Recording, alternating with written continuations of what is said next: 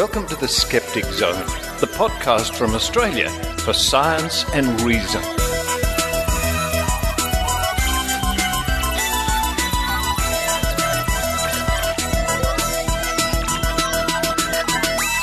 Hello and welcome to the Skeptic Zone, episode number 242 for the 8th of June 2013. Richard Saunders here with you from Sydney, Australia.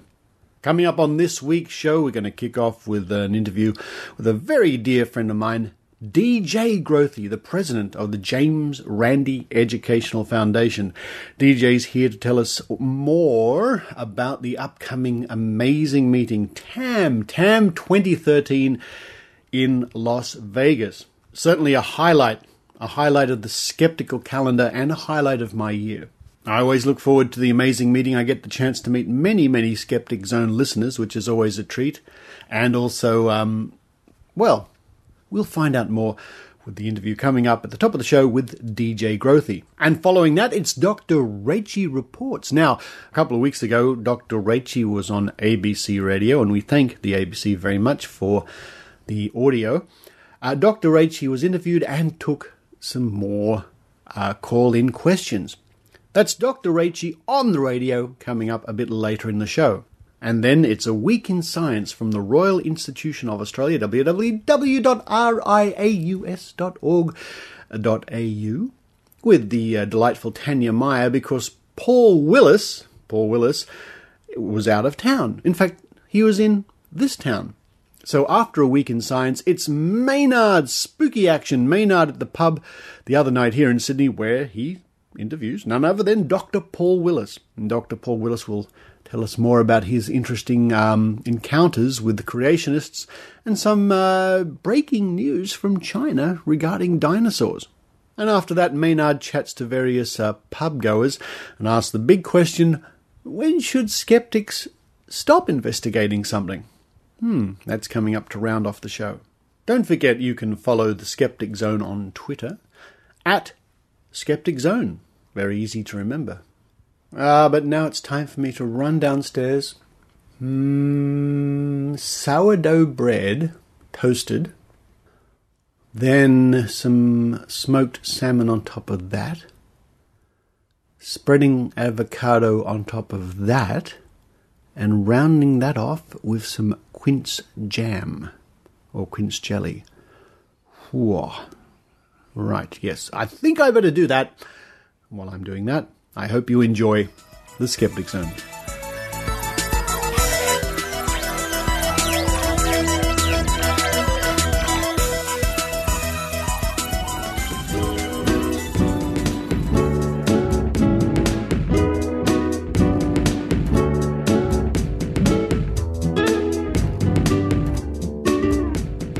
And joining me on the line now, it's none other than DJ Grothe. Hello, DJ. Well, hello, Richard. Good to be on the show again, chat with you. How have you been? I take it you keep yourself busy, as all insanely busy skeptics do, and you're one of the busiest. I try, DJ. I try. As you know, I really love outreach, and that's what I love to talk to people and demonstrate things and hopefully sway people to our way of thinking, which is a good segue, we might say, because that's exactly what I'll be doing, and many other people, including yourself, at the upcoming amazing meeting, TAM Las Vegas, coming around again. Right. We're very excited about this upcoming event. It's in July, July 11th through 14th, and we think this is the biggest, best, amazing meeting we've ever put on. You know that we've done them around the world. We've done a couple in the UK.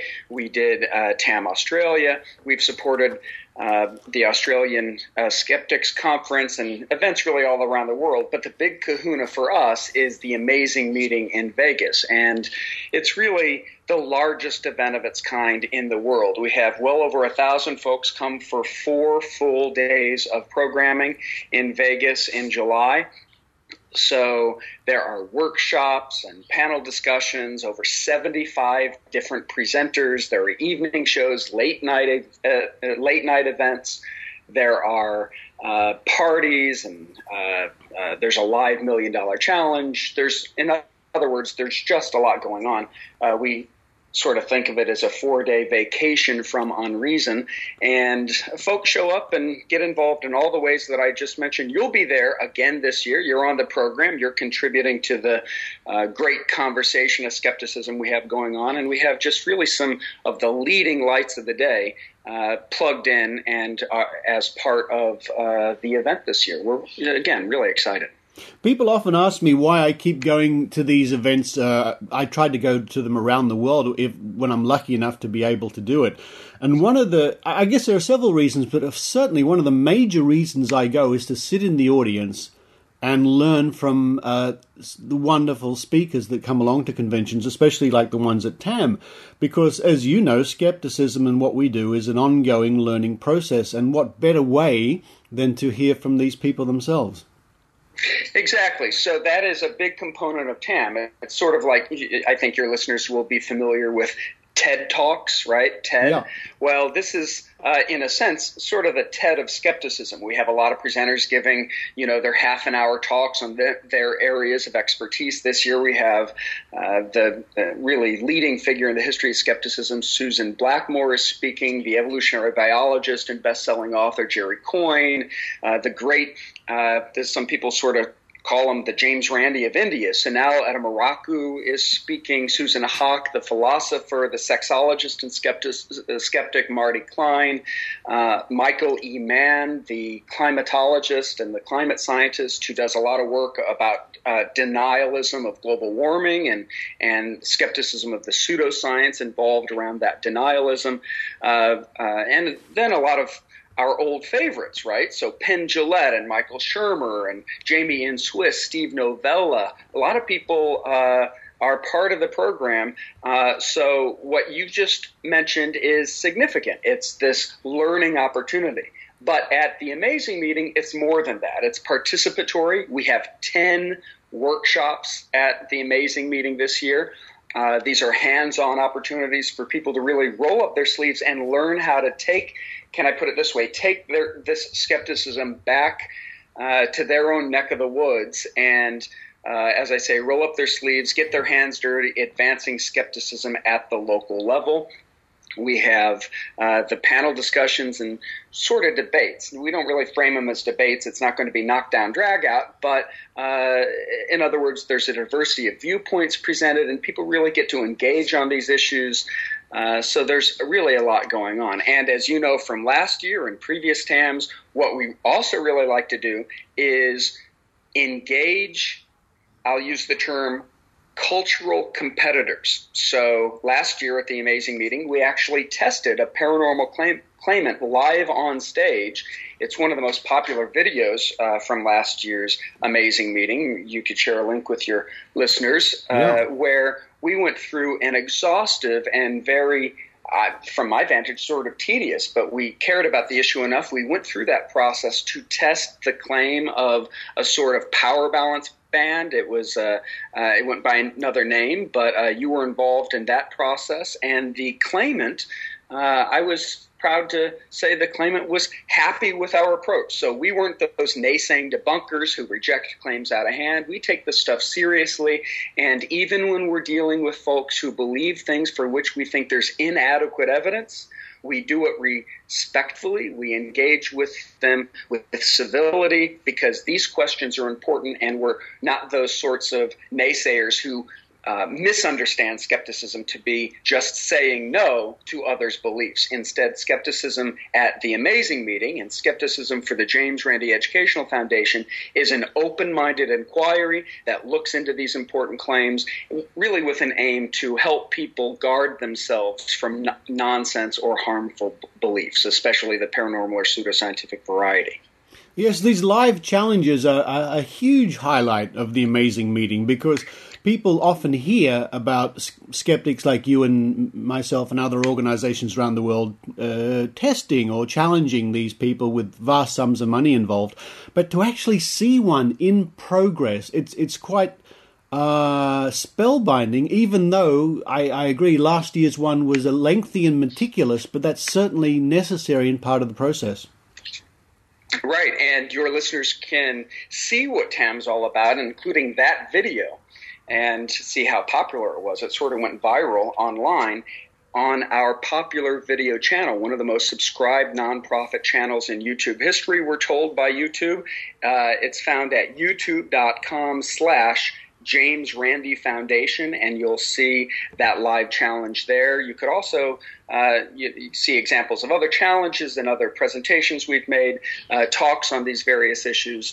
So there's a lot going on, and as I say, it's the largest event of its kind in the world on scientific skepticism. Now, there are other big conferences. You go to tech conferences, or you go to, I don't know if you're an atheist, you go to atheist conferences, you go to all sorts of other kinds of events, but this is the conference for scientific skepticism, advancing the mission of the James Randi Educational Foundation, the stuff that sort of coheres this growing worldwide skeptics movement.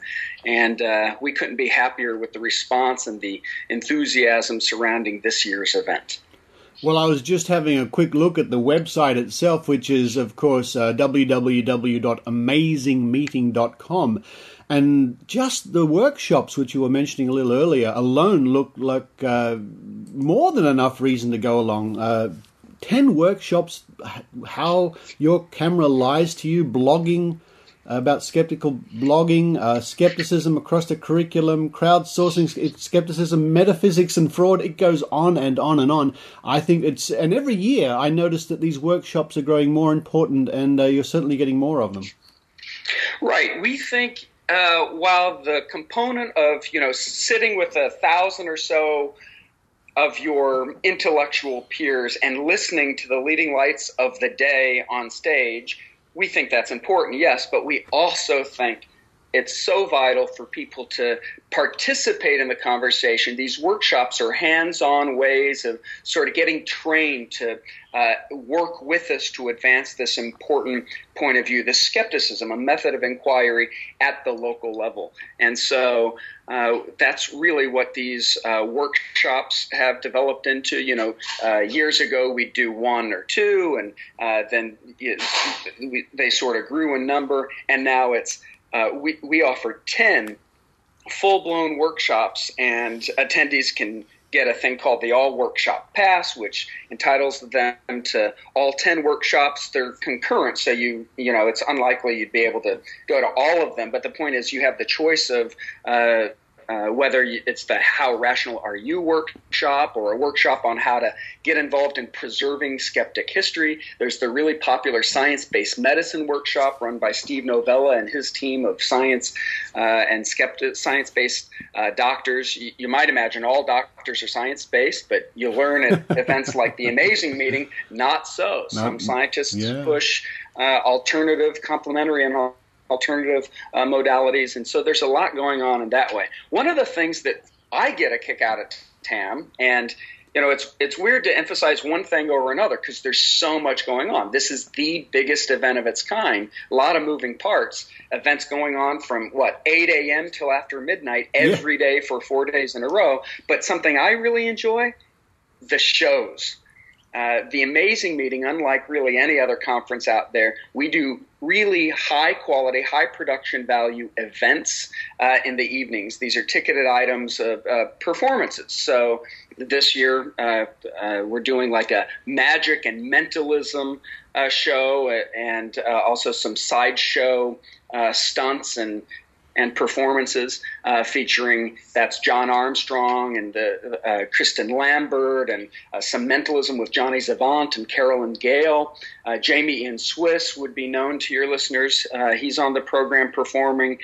Todd Robbins, the fantastic performer, really jack of all trades, sideshow performer, but he also does spooky presentations and was involved in Teller's off-Broadway show. Well, both of them came together to do that Play Dead event. He's coming back to TAM.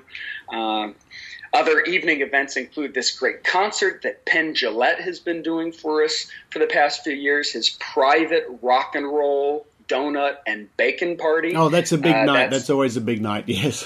Right. For some folks, I have to say that's, in a sense, the heart of TAM for some folks, because that is he and his band are up there really singing love songs to Randi and for skepticism and this point of view. And it's the fellow feeling at that event. It's one big happy family, and it's just a beautiful, beautiful time. Not to mention you get donuts and bacon, and it's a celebration. So there's a lot going on, and we really hope we see some of your listeners at the event. Any of your listeners who are interested in registering for TAM, if they haven't already, if they do it in the next 24 hours, there's still time to get this great JREF code with the hotel, which makes the hotel rooms unbelievably affordable. In fact, when you factor all that in, the amazing meeting is actually get this cheaper than any other conference of its kind when you factor in how inexpensive the hotel is, right? So it's a full 4-day event. Meals come with registration. You'd think that'd be a super expensive event, but because of the relationship we have with the hotel, some of the hotel nights, they could be as inexpensive as $45 a night, not $200 or more like some other conferences. So that code is still good for the next 24 hours. You can get that at amazingmeeting.com. In addition, there are discounts and other opportunities for people to get involved that they could find by going to your website or going to amazingmeeting.com. There are a lot of grant opportunities. Tons of folks actually get to come to the Amazing Meeting for free because of scholarship and grant opportunities for students and for members of JREF's online community and that sort of thing. So more the merrier. It sounds exhausting. It sounds exhausting just hearing about it, let alone going to it. And as a veteran of many TAMs myself, I always come away completely exhausted, but completely exhilarated, and all the new things I learn. And one of the things that pleases me very, very much when I'm at the Amazing Meeting is quite often the MC. And this year, once again, I'm very glad to see it's going to be our good friend George Hrab. You'll ask the audience how many in the audience of the 1,000+ people are first-timers or first-tammers, as we call them. Mm-hmm. And so many hands go up. It's a good thing to see that people every year come for the first time and have a really good time. Right. George Hrab really is the man for the job.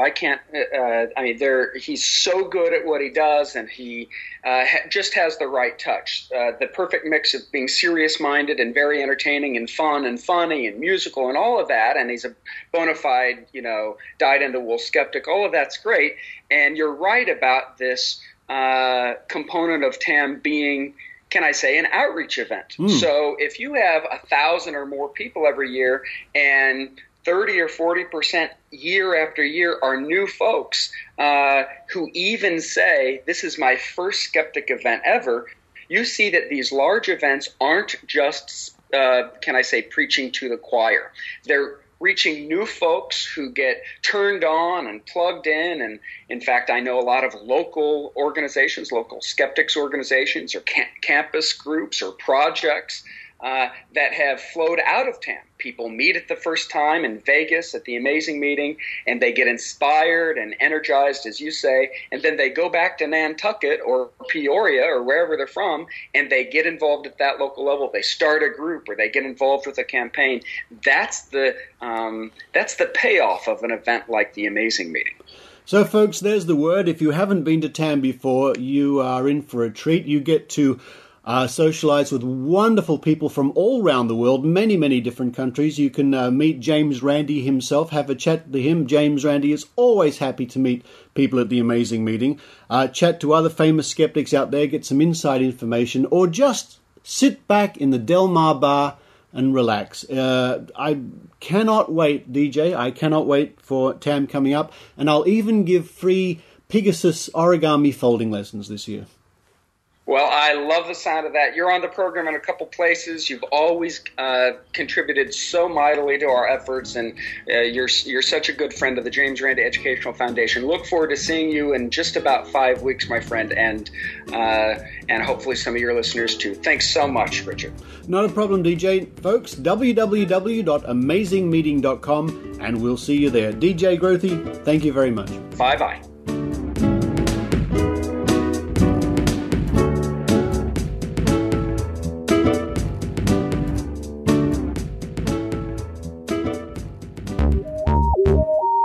Did you see that UFO sighting that made the news? What did that latest study about alternative treatments really say? Is this photo making the rounds real or a hoax? Doubtful News is a unique website featuring news about pseudoscience, the paranormal, anomalies, and questionable claims framed with a skeptical view.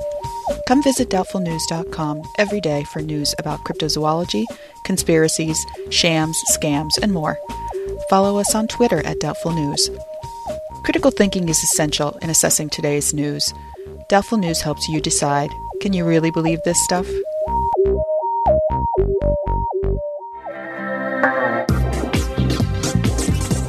Now it's time for Dr Rachie Reports with Dr Rachel Dunlop.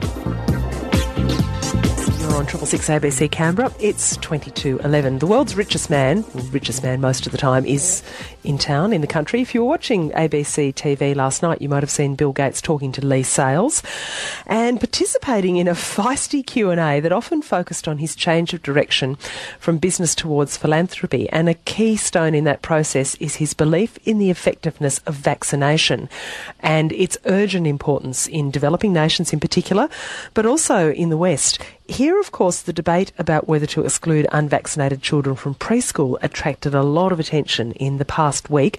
The New South Wales government has already begun passing those regulations. And on the Conversation website, this week's most read story is by my next guest. Dr Rachel Dunlop is a postdoctoral fellow in the School of Medical and Molecular Biosciences at the University of Technology in Sydney. She's also Vice President of Australian Skeptics and an avowed opponent of anti-vaccination campaigners. Rachel, hello to you. Hello, thanks for having me. No, my pleasure. Now, I imagine you would have welcomed that call from Bill Gates about the importance of vaccination. He was very clear about how significant he sees it as being, wasn't he? Absolutely, and I think he's absolutely on the money, and he's spending a lot of his own money, in fact, dedicating himself to putting vaccines into third world countries and to getting people who are most at risk of getting preventable diseases vaccinated so they can be protected. And I think he's committed $10 billion over the next 10 years, which is a huge amount of money, and it's such a great thing that he's doing. So if the public health good is so widely accepted in developing nations by the UN, by global aid initiatives, why are we having an argument about this in this country, Rachel? I know, isn't it silly? Well, I guess it's kind of like people say it's a first world problem in a way, isn't it? Because we don't tend to see these diseases much anymore in first world countries like Australia. We don't see polio here anymore. But of course it is happening in other parts of the world. And so I guess people get a little bit complacent, if you like, if they don't see the diseases anymore. I mean, even a generation ago, there were people that had polio. Many of us have grandparents that know people that had polio. But we forget about these things if they're not in front of our faces. And I suppose in a way, vaccines are a victim of their own success in a way because they're so successful at eliminating preventable diseases that we don't see the diseases, we forget how bad the diseases are, and we elevate the risks from the vaccine instead of from the disease. Now, is there a debate as such? Because I have to say, Rachel, this reminds me a little of the whole climate change issue, that we seem to have a debate which is out of proportion to the general scientific consensus on the issue. Absolutely. And in terms of the science, there is no debate. We know from years and years of epidemiology, from scientific research, from clinical trials, from lots of studies, that vaccines are overwhelmingly safe, they're cheap and they're effective. So there's a very small number of people who oppose them. Unfortunately, they're very noisy. So we hear their voices, even though they're probably only about 2% of the population, at least in this country, oppose vaccination. But overwhelmingly, we know that the best option is vaccination. Before we go to the scientific issues, Rachel, tell me about your own area of expertise and why vaccinations come to concern you as a scientist. Yeah, look, I'm not an immunologist, I'm not a clinician, I'm a scientist, and so I'm trained in clinically in analysing scientific information and critically analysing scientific publications. And so I became aware of the way that anti-vaccination people were cherry-picking the science, if you like, to use it to support their arguments. And I'm able to look at what they present as scientific evidence, and I'm able to determine that it's actually not accurate. And I became aware of this in about 2009 when a young baby died in New South Wales from whooping cough. And the anti-vaccination movement in New South Wales attacked the parents of this child because they were speaking out about the death of their daughter and advocating vaccination. And I became very angry about that and a little bit upset. And so since then I've been looking into the science and looking into the reasons why people oppose vaccines, and that's where I came into this discussion. My guest is Dr Rachel Dunlop from the School of Medical and Molecular Biosciences at UTS.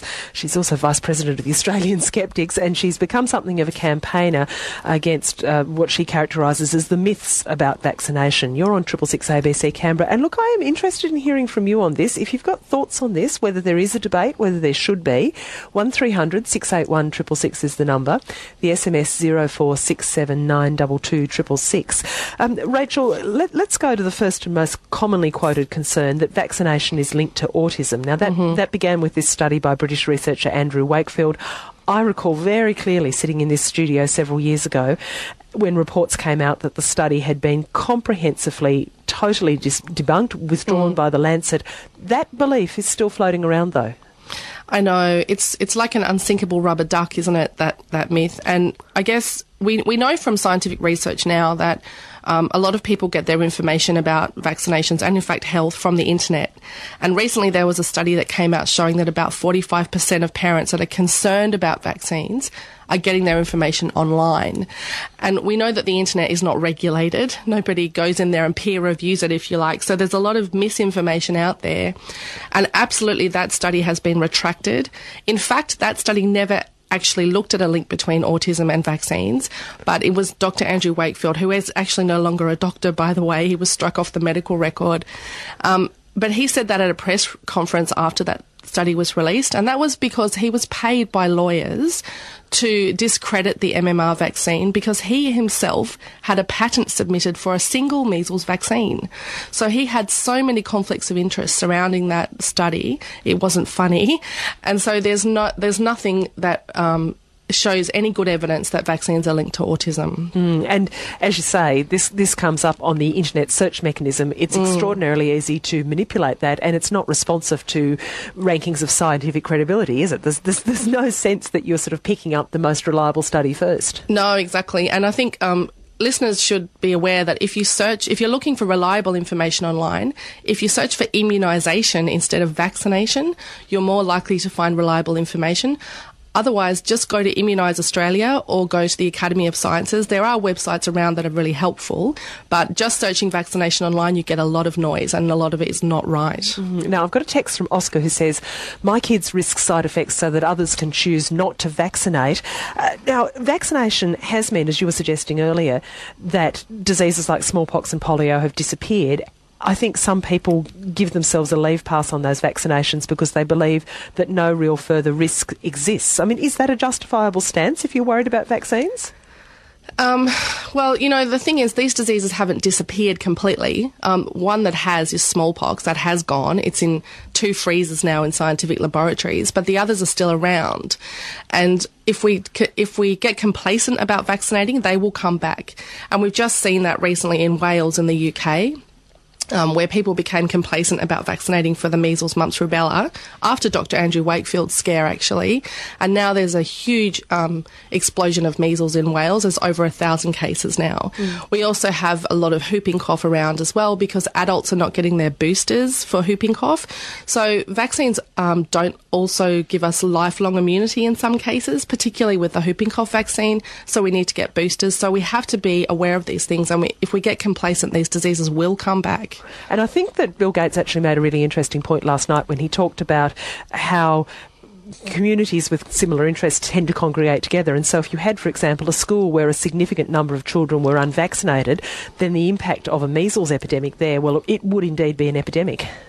This is true, and we've seen that happen in certain schools that don't condone vaccination. It's happened in the UK quite a lot. So, yeah, it's not something that, and as I said before, just because we don't see people dropping dead from polio doesn't mean that these diseases aren't around, and it doesn't mean that they won't come back if we get complacent, and they certainly will.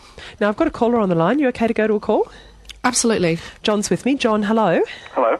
And John, you'd like to question this idea. You're wondering about the link between vaccination and autism?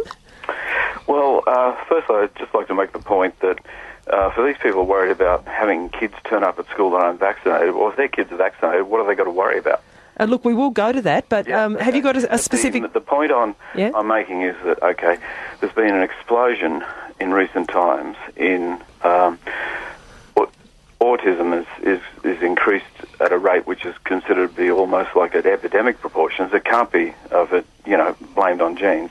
And it's the same thing with a lot of the autoimmune diseases. They've exploded. Like when I was a kid, no one ever killed over from, eating peanuts or anything like that. So there's these diseases around now. They happen to coincide with a big increase in the number of vaccines given to kids. Now, I'm not saying, as other people are, there's a direct connection, but I'm saying, how do you know that there's no connection between this explosion in autoimmune diseases and autism and the vaccinations if you don't know what causes autism or what's caused this spike in autoimmune illnesses amongst children? Which is actually a very fair question, John. Thank you. Rachel, over to you. Yeah, I think John makes an interesting point, and that is that there is a huge increase in autism recently, but people make the connection that kids get vaccines, kids get autism. Well, there's been a huge increase in the number of mobile phones that people use. That doesn't mean they cause autism. Although John's point, though, to be fair, was that if we don't know what causes autism, how do we know that there isn't a connection with vaccination? Fair enough. And you know what? Scientists have looked at that, and they've looked at it thoroughly. And the reason why we've looked at it is because Wakefield suggested that in 1998. Since then, there have been dozens and dozens of studies looking at whether there's a link between vaccines and autism. The largest study was done in Denmark. It involved 500,000 children. It looked at the difference between development in kids that had had the MMR vaccine and kids that hadn't. In fact, there was no link between vaccines and autism. We've also looked at about 12,000 studies. The Institute of Medicine in the US has looked at this, and they've found that there's no link between vaccines and autism. That has been absolutely demonstrated by science. And I think that the coincidence here, Rachel, is that the symptoms of autism often emerge at about the same time that people have their vaccinations. Yeah, it's unfortunate. And the thing that... the thing about genes is there is some connection to genes. We don't know exactly yet what causes autism, and that is a problem. But it used to be that autism was diagnosable around the age of 2. We're as scientists, beginning to get to a stage where we can do it earlier at around 6 months, and that is going to make it less likely that people will make that connection. But it is an unfortunate coincidence because that's the way it happens. Yes, and actually a much earlier diagnosis of autism would be a really interesting endeavour if we looked at how this all works out. Oscar says the reason John's kids can go around unvaccinated is because mine are. Steve says, I'm in my 40s. I still remember how sick I was with measles and chickenpox. These never killed any of the neighbourhood kids, but there was a deaf girl whose mum had rubella in pregnancy. And of course the birth defects are another important link here, Rachel, that measles didn't kill me either, but it's something that could have had profound lifelong consequences, rubella certainly, for people's well-being. Yeah, and this is the thing that kind of annoys me about people that oppose vaccinations. They cite, people stopped dying from infectious diseases before vaccines were introduced. Well, yes, they stopped dying to some extent because we got improved water, we got improved sewerage, but they didn't stop getting the disease, so they didn't stop getting, long-term suffering and effects like deafness, etc. So it's important that we remember when we talk about these infectious diseases, they don't just kill people, they give them long-term complications and long-term effects that can also be very bad. Is it true, though, that more vaccinated people get the diseases than unvaccinated, or is that essentially a manipulation of the numbers? Once again, it is. It's true that more people can get the disease, but percentage-wise, no. And this is a little bit complicated, but it's because not all vaccines are 100% effective and not all people respond to them 100% effectively. So if there is an outbreak, if you're vaccinated, you might still pick up the disease. A vaccine's not like a force field. You can still touch a door or open something and pick up a bacteria or a virus, but you will get a much less severe case of the disease and the duration will be shorter. In all cases, in studies that have looked at the difference between vaccinated and unvaccinated people, the only difference is that unvaccinated people get more vaccine-preventable diseases. It's pretty obvious. Vaccination's not mandatory. We can't make that happen. We can only rely on public health campaigns to enforce the idea that it really matters. But if you do decide otherwise, if you are willing to take the risk, then why is that anyone else's business? It's because of this thing we call community immunity, if you like. And it's, I guess, in my opinion, I think vaccination is a social responsibility, not just a personal choice. And that's because there are a lot of people in the community who can't be vaccinated or they're too young to be vaccinated. Now, I mentioned earlier that I became involved in this issue when I heard of a 4-week-old baby who died of pertussis. Now, 4-week-old babies are too young to be vaccinated, so they are unprotected and they can't be vaccinated. But if we as a community are all vaccinated, then we, by our community immunity, can help prevent those diseases take hold in a part of the community. And Maria's just said, I had whooping cough 2 years ago. I can't imagine how a baby could survive it. Yeah, well, we do it to protect people that can't be vaccinated or are vulnerable because maybe they've got an autoimmune disease, they're having cancer therapy, they're getting chemotherapy. Those people that can't be vaccinated, if they have an egg allergy, for example, we protect everybody else if we're all vaccinated. Another question via the SMS, should older people be revaccinated, and if so, which ones? Yeah, really good question. Well, in particular with the whooping cough vaccine, it doesn't last forever. And this is being a real problem recently because it's estimated that only about 11% of adults are actually covered or immune to whooping cough. I had my booster recently. Everyone should get their booster because we need to protect those people that are too young or unable to be vaccinated against whooping cough. And another text saying, un-effing believable, is there an increase in autism because there's simply an increase in diagnoses of autism? And that's part of it as well, actually. Yeah, indeed. Do vaccines actually contain toxins, Rachel? Well, they contain chemicals, and everything contains chemicals. We're made of chemicals, by the way. Water is a chemical, the air is a chemical, but all these things are there for a reason, and they're at levels that are so low that they're not going to cause toxicity. So it's kind of like the dose, the poison is in the dose. You can actually die from drinking too much water, believe it or not. So there's very low levels of some things in vaccines that are there for a reason, but they're not going to cause any problems because they're very low. Rachel, you have been extensively, really heavily criticised by opponents of vaccination, and yes. Look, a quick search on the internet. I'm sure I'll get some more now. Well, indeed, but happy to give you the opportunity to receive more of that criticism. But thanks. But how do you respond to opponents of vaccination who say, look, this is a free choice. I'm making up my own mind on the basis of my research. I believe in this very sincerely and very genuinely. I don't actually try to reach out to those people because they've made up their mind and they're not going to be influenced at all. What I try to do with my scientific communication is reach those people who are confused or may have read some stuff on the internet that made them worried. And that's roughly around 30 to 45% of parents based on a recent study. So I hope that from the work that I do, it enables people to look at the facts and at the science and make a decision based on rational scientific information. It's a highly emotive debate in some quarters, though, isn't it, Rachel? Yeah, it is. It's incredibly nasty as well. But, someone's got to do it, so I'm taking one for the team. Has that been your experience, that you get a really personally nasty response from people who are opposed to vaccination? Oh, look, absolutely. And if anyone saw the front pages of the Telegraph on Sunday in New South Wales, Tony McCaffrey, whose daughter died of whooping cough in 2009, she was describing how she was vilified by anti-vaccination opponents. And when her daughter died, she was told to harden up, and that, in fact, one of those people rang the health department to find out if her daughter really died from pertussis. So this stuff is just absolutely awful, and for 4 years she's been harassed by these people, but they don't seem to care and they don't seem to think it's a problem. With a dead infant? Yes.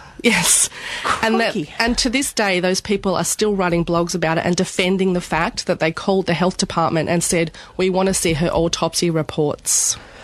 Because that's what you do when your baby dies. You pretend that it's from something else for your own causes. That is and you also say supposedly died of pertussis, and then you send emails saying, well, it's your fault because you didn't breastfeed her, or it's just, it's so abhorrent that it beggars belief.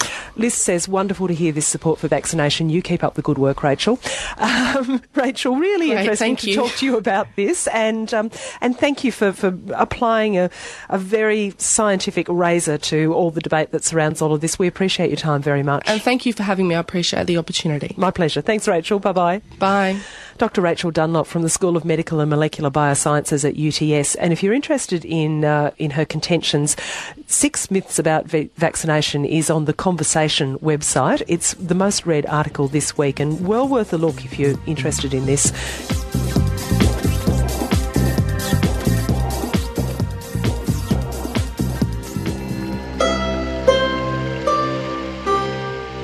您现在收听的是 Skeptic Zone， 我是丽丝，我们的网址是 skeptoid.com.cn。Skeptoid 是一个科学类 podcast 节目，我们每期都会讨论新的话题，包括探讨流行的传奇故事、阴谋论，或者是声称超自然的现象。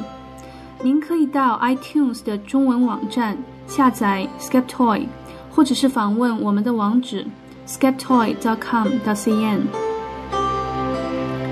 The Skeptoid Science Podcast by Brian Dunning is now available for Chinese audience. Please tell your Chinese friends to visit skeptoid.com.cn or find Skeptoid on the Chinese iTunes Store. I'm Li Si from skeptoid.com.cn.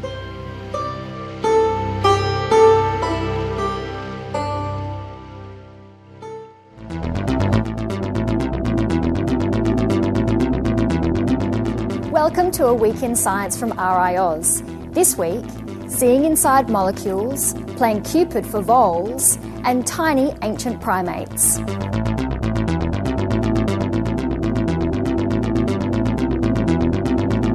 First up, an imaging technique that allows us to see inside molecules. Molecules are currently identified by detecting signature vibrations that are unique, like fingerprints. Japanese researchers have enhanced this technique so it's sensitive enough to map the structure of an individual molecule. This high-res method could allow us to actually build molecules from scratch and change their functionality.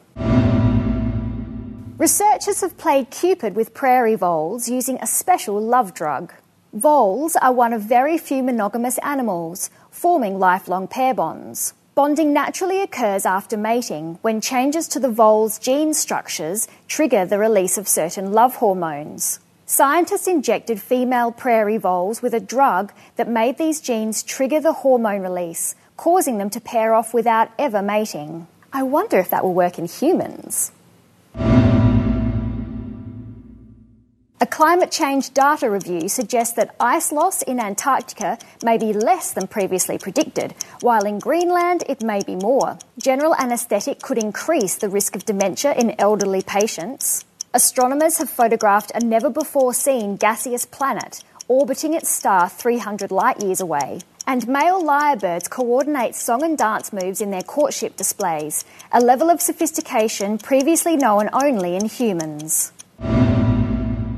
Wrapping up this week, let's step 55 million years into the past.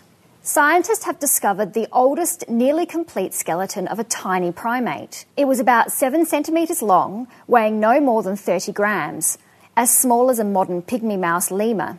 Features of the skeleton suggest it was a frequent leaper, had good vision, and ate insects. This discovery helps us understand the early evolution of primates and when they split from human ancestors. We cover lots of health stories on A Week in Science, and our upcoming event, Lost in Translation, delves even deeper. On June 19, we'll look at the barriers that stop cutting-edge health research from reaching healthcare practice. You can join the audience in Adelaide or tune into the live stream online.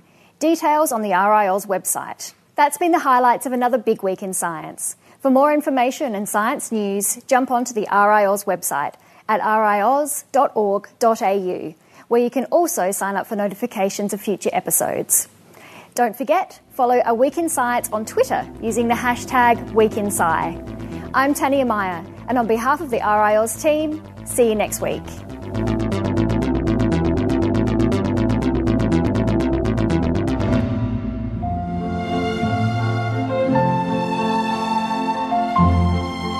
Ein großes Hallo an alle deutschen Zuhörer des Skeptic Zone Podcasts. Wusstet ihr, dass es auch in Deutschland einen Skeptikerverband gibt? Für weitere Informationen über uns und das Skeptiker Magazin besucht www.gwup.org. Ich wiederhole, www.gwup.org. und unsere offiziellen Facebook-, Twitter- und Google+-Seiten.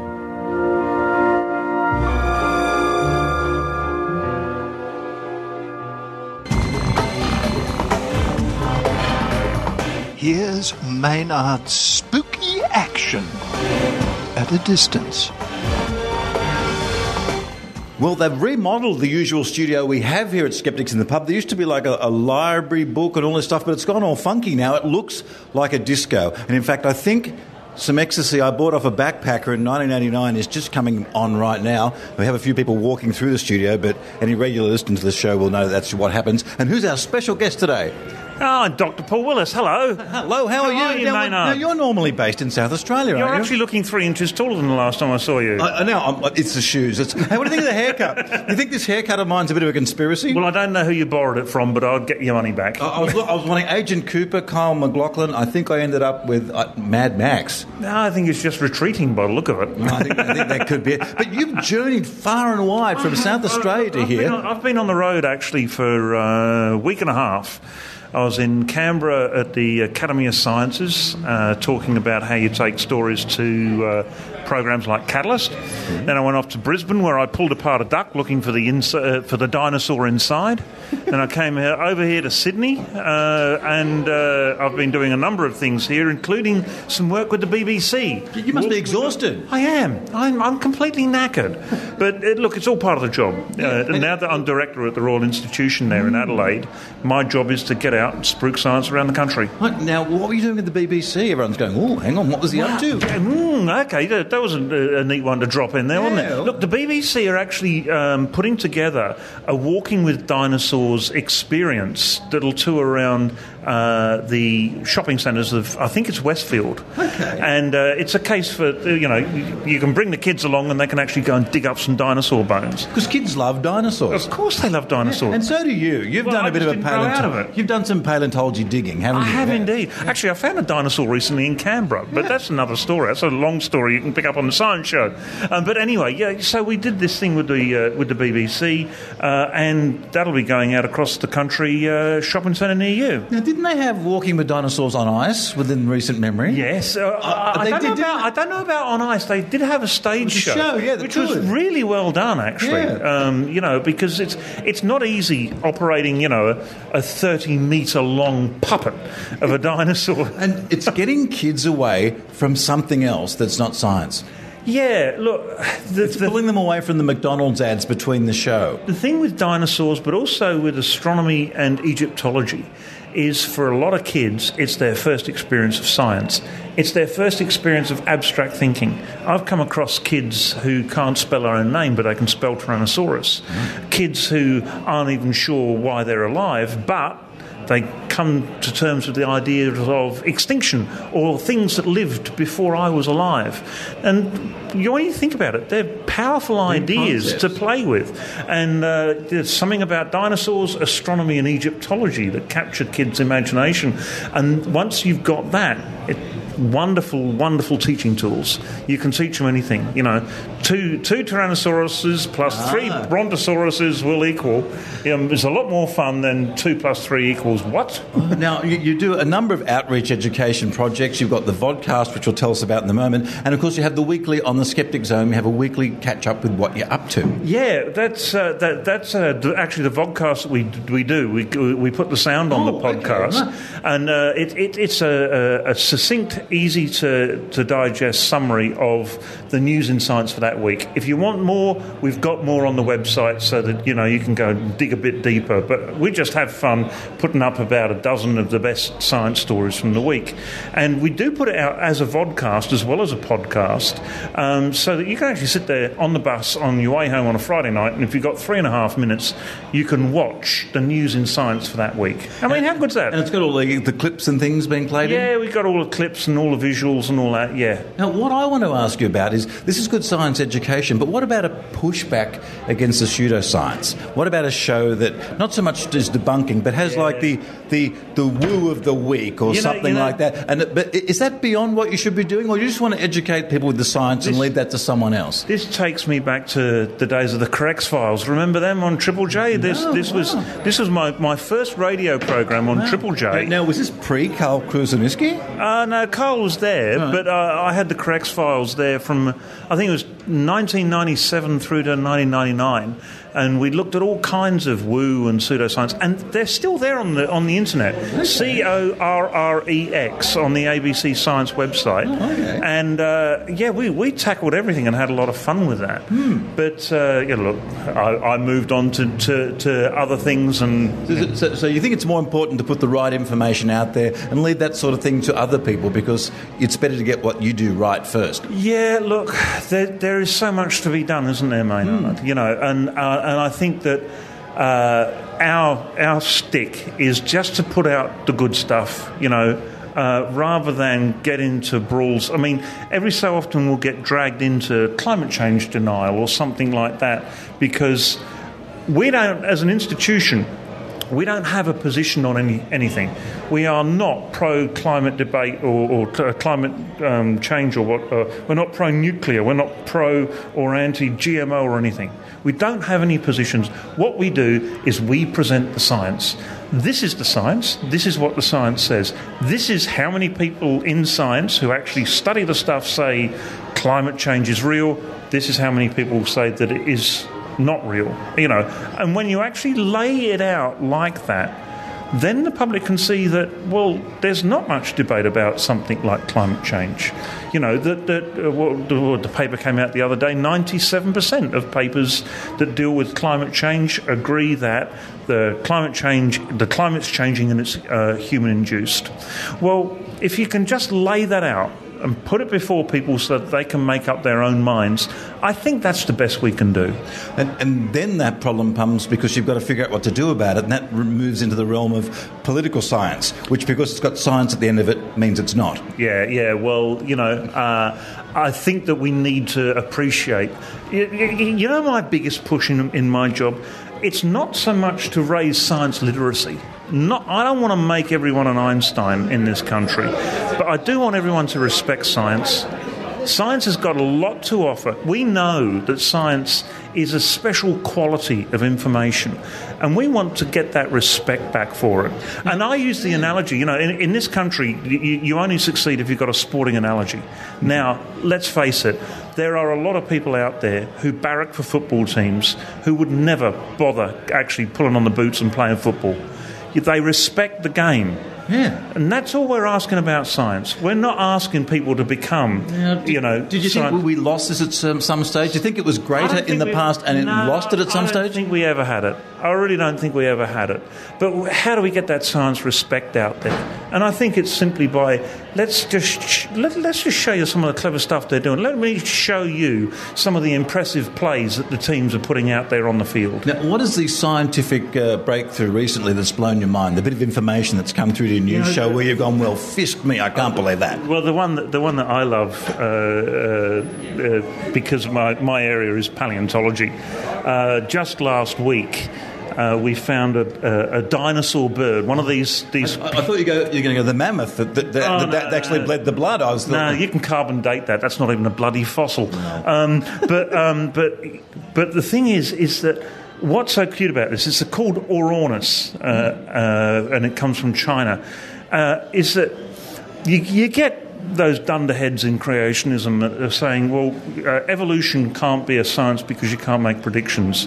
And that's complete bullshit, because we predicted this bird would be found. We predicted what it would be like. We predicted how old it would be. We predicted features of its skeleton down to the nth degree what would be there. And guess what? We found it. It was all there. It turned up. So, it just to me was so sweet that in one beautiful fossil specimen we were able to show, evolutionary biology, it is a science. You do make predictions. You can go out and confirm those predictions. You can back your theories up, just like any other science. In the world of woo, and I've asked a lot of people this, I've even asked James Randi, if there was one woo, one pseudoscience, one conspiracy theory, one thing that was real, is there one you wish was real? Is there one, gee, that'd be good if that was real? I would like the Midas touch.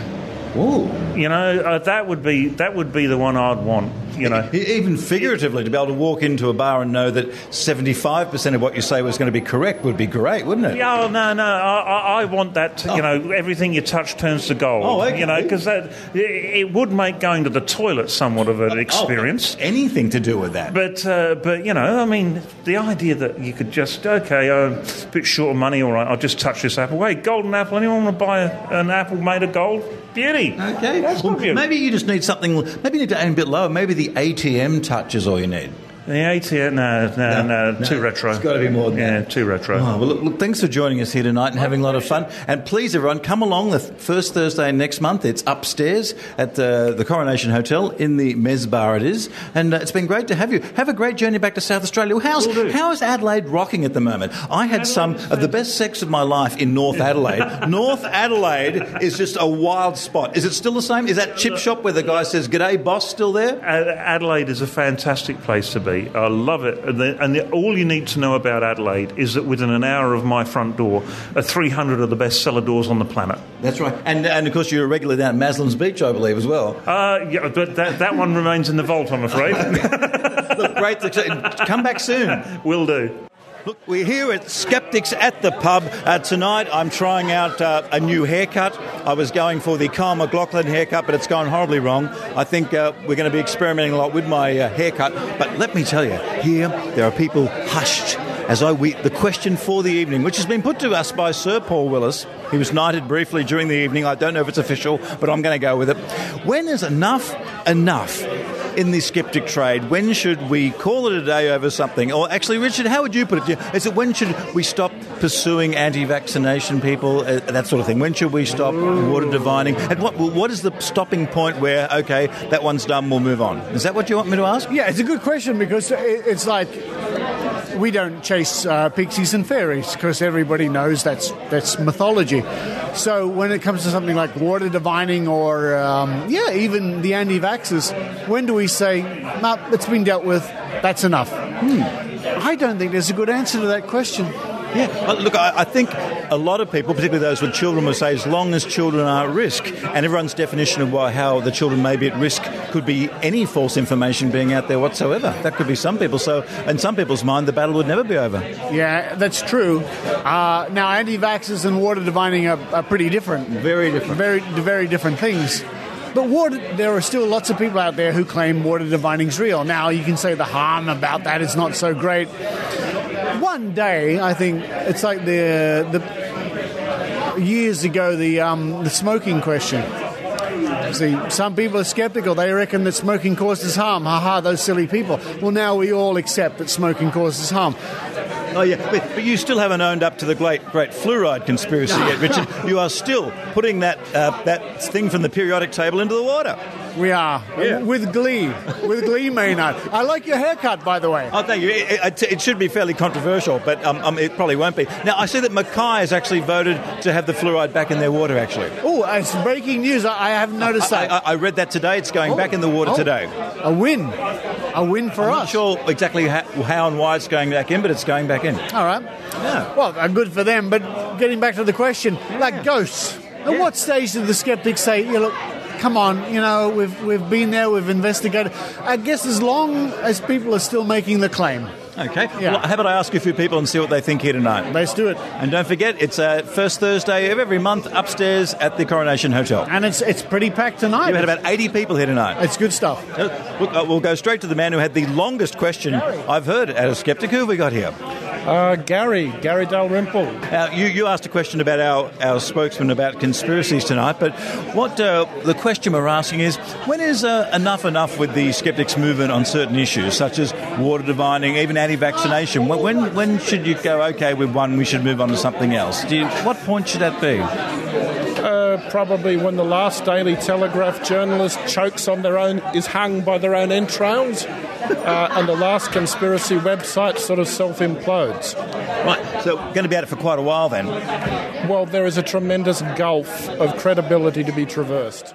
Now, look, actually, the question we're asking people tonight, Jobin, is when is enough enough? When should skeptics stop on a certain topic and move to another one? How do you know when enough is enough and you've kind of won the issue and it's time to stop, such as water divining, even anti-vaccination, anything?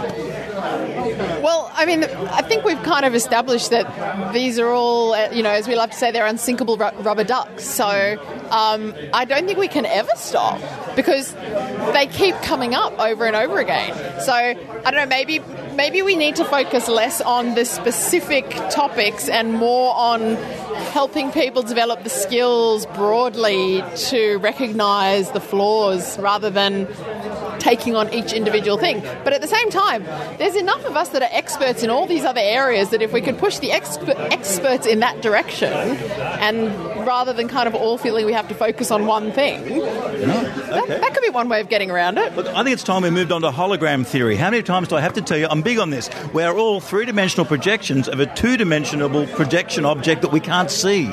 That's what we are. When are we going to move on to that? Now you're just blowing my mind. Look, the physics support it. I saw it on Horizon one night at 9 o'clock. Can I go back to your original question? I think you better.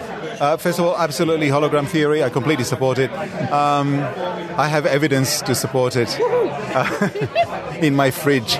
But the question about whether when we should stop. Well, I'd take it away from what Joe said about, in principle, when should the skeptics in general stop, and I'll say when do you stop on a personal level? Yeah. So on a personal level, when you stop having fun, okay, so when you speak to somebody and he just gets a bit boring and tedious, that's definitely when you should stop. An alternative reason to stop is when you realize that you're speaking to a true believer, meaning you're never going to convince that person, and nobody else is listening, so there's no real audience for. That's a good time to say, gotta go.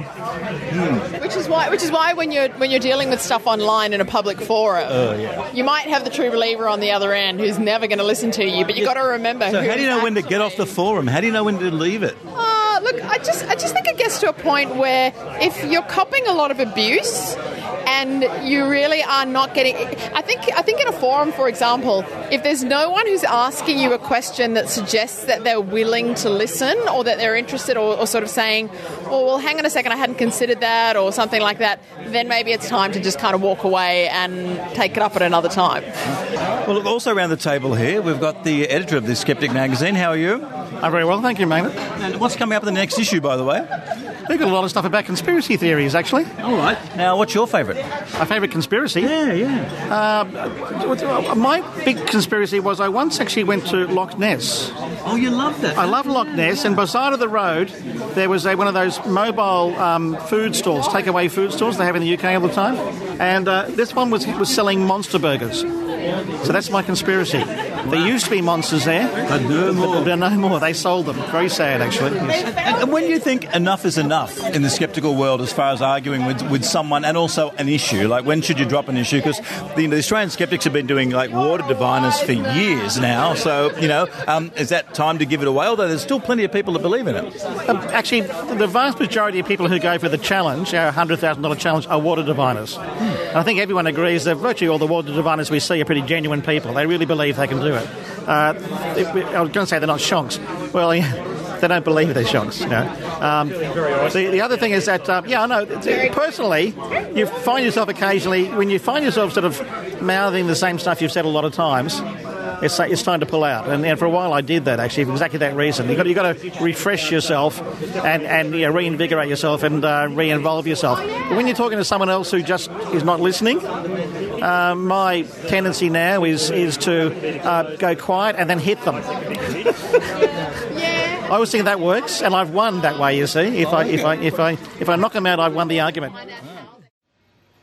Well, there it was, another Skeptics in the Pub, as we said, at the Coronation Hotel, upstairs at the Mezbar. And the next one is going to be on Thursday, the 4th of July. Come along and we'll see you then. And by the way, if you want to know what we got up to at TAM 2012, the very last of the interviews that I did there for that are now on my own podcast. Go to Maynard.com.au,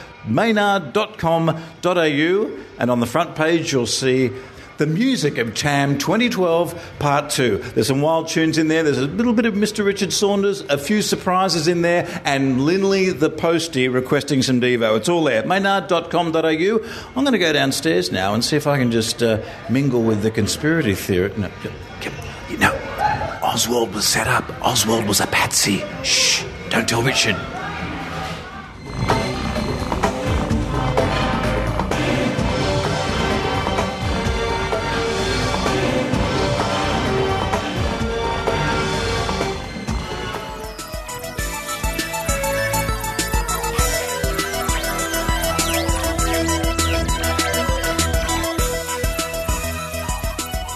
Thank you for listening to the Skeptic Zone, and I certainly hope I get to meet you at the amazing meeting in Las Vegas. Free Pegasus folding lessons, what more could you ask for? Well, quite frankly, a lot, I guess. I'm also happy to say that our good friend Joanne Benamu will be at the amazing meeting, and Posty Linley from Melbourne, and Amanda Duval from Canberra, and lots of other Australians will be at the amazing meeting, with, no doubt, lots of minties, and Tim Tams, and mustics. Now, if you've never tried a mustic before and you come to the amazing meeting, see if you can find me and say, Richard, I want my mustic, and we'll take it from there. Australians will know what I mean. Thank you to all those people who contribute only $1 a week. Some very generous people contribute a bit more, but $1 a week helps a lot by visiting www.skepticzone.tv, and you can chip into the Skeptic Zone. It helps us keep the show going. And thank you to all those people who visit www.skeptics.com.au to find out more about the Australian Skeptics and subscribe online to our wonderful magazine, The Skeptic. There's an imaginative name for you. But for this week, this is Richard Saunders signing off from Sydney, Australia. You've been listening to The Skeptic Zone. Visit our website at www.skepticzone.tv for comments, contacts, and extra video reports.